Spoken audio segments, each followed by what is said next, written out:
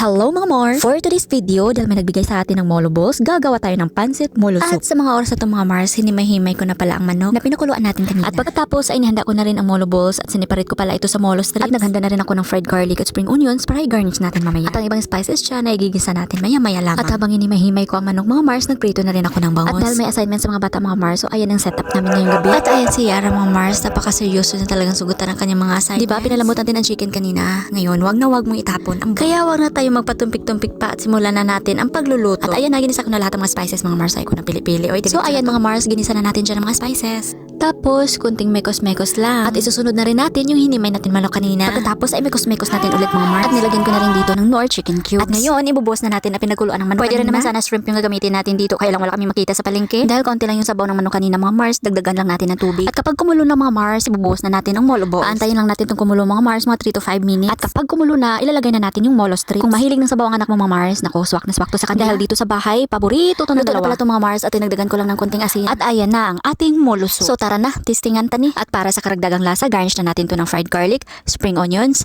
at ground pepper. Namit gid. Mami, oy! Sarap.